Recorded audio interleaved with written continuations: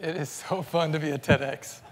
All right, so I want your participation in this talk because I believe that the things that we're going to share together now may end up changing your life and maybe even save it one day. So first, how many of you have ever noticed that you only really start to value things in your life when you're faced with them being gone? There's a funny quote that says most of us use our lives spending money we don't have to buy things we don't need to impress people we don't even like. So what is wisdom? One definition, as a university researcher and current CEO of an organization called Wisdom of the World, I've seen a lot of definitions of wisdom. One that I really like is this. Wisdom is learning to value the things you have while you have them. So most of my life, I haven't done this. I've wanted things that I don't have or wanted to be someone that I'm not. So there's a lot of suffering.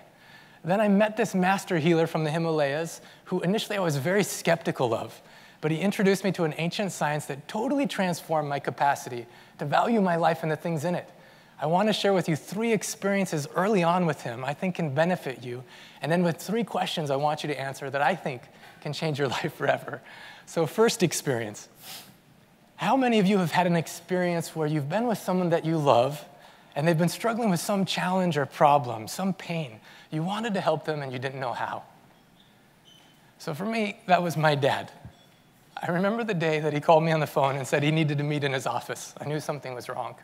When I went to his office, I sat in the chair in front of his desk, and he sat in the chair to the side, looking at the floor in silence for what seemed like a long time. Finally, when he lifted his eyes, he looked at me and said, "Clint, I haven't told your mother, and I haven't told your brothers or sisters, but I don't even know if I'm going to live through this week. And I just want someone to know where the loose ends are so your mother doesn't have to worry about it." I remember that feeling like life punched me in the gut. Anything else that was important just faded away. And I said, "What's happening?" He told me that he had been seeing 4 very competent, caring doctors on 12 medications, but that 2 the same month said, "We don't know what else to do to help you." Basically, in desperation, I told him that through Wisdom of the World, I had met this master healer from the Himalayas that claims that just from touching your pulse, I don't know how it works, that he can know what's happening in your body and then what's wrong and how to help you. That his name is Dr. Pankaj Naram. He's helped people like Mother Teresa, the Dalai Lama, that the secrets, the ancient healing secrets are recorded on these Sanskrit scrolls and ancient texts that have been passed down master to student for thousands of years, each of the masters living well over 100. Well, I might as well have been speaking a foreign language because my dad did not look interested. And I don't blame him. It was so outside my own realm of reality that I didn't see how this was possible, but I was desperate. So I pushed the issue. I said, "For Father's Day, I'm flying you to see this master healer." My dad forced a smile for me and said, "Well, at least it can't hurt." Well, I remember when he got off the plane, he was walking in so much pain, he had to have someone on each side carrying him. We got to the location. At the time, Dr. Naram was traveling around Europe and US and Canada. It was packed full of people, more than 50, 60 people already there, and we're seeing people go in and out in minutes. My dad's looking at his list of medications and saying, "I can't even read it in that amount of time. Why are we here?" And I remember when his name was called, watching him very slowly walk, hunched over, in pain, suffering, and go in the door, and it shut behind him. I waited very anxiously on the other side. When the door opened again minutes later, I saw him walking straighter, and he had a different look in his eyes. I said, "Dad, what happened?" He said, "I don't know how to explain it. I didn't tell him anything, but he just felt my wrist, and in seconds he started telling me what my problem was." He says, "Even if my 4 doctors were in the same room, which never happens, I don't think they could have described as accurately what's happening in my body and my mind and my emotions." Well, after this initial experience with my dad, I became very interested in what is this ancient science? I began studying, and I came across during this time a brilliant German professor, a professor from Germany by the name of Dr. Ludwig Max Fischer, who spent years of his life studying distinctions between Western medicine and lots of these forms of ancient healing. Just one of the points he shares is that in the West, we often focus on everything like it's a fight. We want to fight cancer, fight bacteria, we want to kill the pain. He says, but in the ancient healing, they look at things in terms of balance and purification. The way Dr. Naram explained it to me is this. He says, in your body is a microcosm of the macrocosm. All the elements that exist in nature also exist in you. So when he feels your pulse, he knows the vata or wind energy, pitta or fire energy, and kapha or water and earth energy. Based on which one jumps the strongest and the pattern of the jumping, he knows where's the imbalance, where's the blocks, and then can predict with astounding accuracy the problems that you're facing physically, mentally, and emotionally.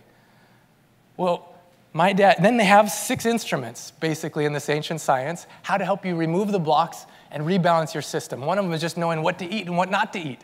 Second is because it's deep healing, it's not superficial pushing down symptoms.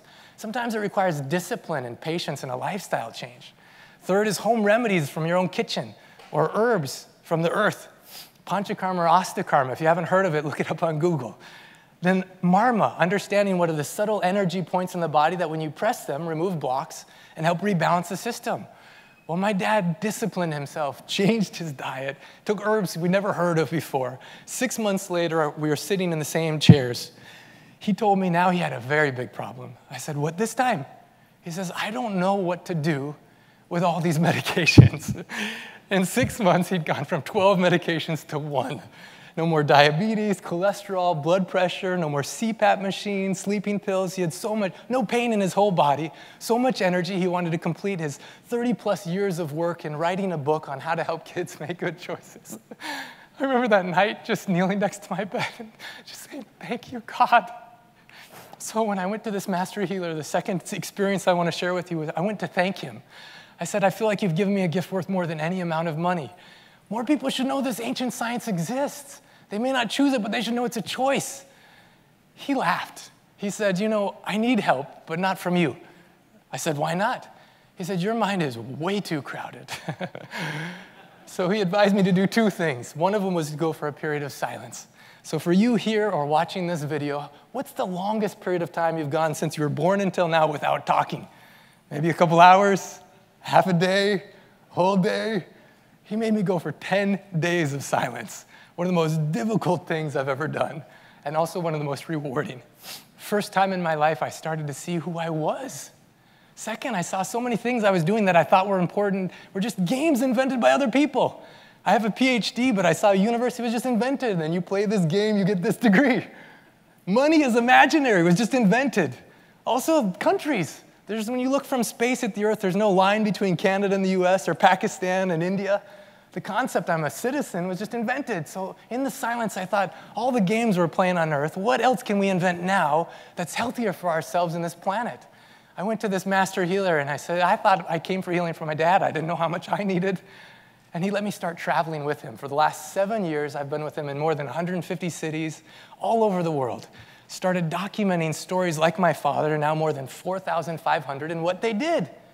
In the process, I became exposed to what is this ancient science. Oh, I forgot to show the picture of my dad. That's very important. Dr. Naram told me that in this ancient science, everything is a medicine or poison depending on how you use it. Early on in my traveling, I had a headache so bad at the clinic in India. He saw 350 people that day. My headache was getting worse. I was feeling worse. So I came to him. He knew instantly my imbalance was kapha. He says, your medicine is onion rings. I was surprised. He explained, no, everything's a medicine or poison depending on how you use it. Even water's a medicine for more than 180 things and a poison for 18. Your life's work can be a medicine or poison depending on if it's aligned with your purpose. He says, onion rings don't use every day like a lifestyle, but now in your imbalance for this kind of a headache, based on principles you don't yet understand, it's your medicine. Well, I was shocked. My headache it was growing in intensity all day, melted away. I was full of so much energy after that and open-hearted enthusiasm. I came to him and I said, how did that work? He smiled. He looked at me. He said, Clint, when I was younger, I was a lot like you. I says, really? How? He said, I was also messed up and confused. He told me that his master gave him 3 questions that helped him give a lot of clarity and purpose to his life. He said the ancient science of Siddha-Veda isn't just about how to regain health or maintain health. It's about how to use your health wisely while you have it. He said his master, according to his master, 95% of people on the planet don't even know what they want. That Siddha-Veda is the ancient art and science of discovering what you want and achieving it, physically, mentally, or emotionally. So these 3 questions I want to share with you. He said, first of all, you want to press this marma point on your right hand, right finger, 6 times. It helps remove mental blocks and open up your subconscious. Then ask these questions. First, if you knew you couldn't fail, you knew you were going to succeed at whatever you did, what would you do or be? Second, if you knew you had $100 million in the bank, what would you do or be? And third, if you knew you only had 6 months left to live, what would you do or be? He said these questions can bring so much clarity, and not only that, but deep healing. My challenge to you is find out your answers to those questions. I even encourage you to write them on a sheet of paper. I made this one the same size as a $100 bill, but whatever your currency is, I would make it the same size as your money. Put it wherever your money is, and remember that your answers to these 3 questions are worth more than any amount of money. That instead of spending our money on things we don't need to impress people we don't like, why not spend our time, which is the most valuable thing that we have, with people that we love and doing things that matter? So in summary, I hope you remember this experience of my father. I hope you remember this definition of wisdom, to value the things that you have while you have them. I hope you spend more time in silence asking, who are you? Why are you even doing what you're doing? And third, perhaps the most important thing that you can do for yourself and those that you love is ask these 3 questions. Share them with others. Give them that gift of asking these questions too. If the answers don't come right away, press that marma point. It helps remove blocks and open your subconscious. Ask the questions until you find those answers. Write them down. Review them every day. And I believe that as more of us do this, we can, like Dr. Naram and this ancient science, see seemingly impossible things become possible. That your life can be filled with true wisdom. And that together we can help create this world to be a healthier and happier place. Namaste.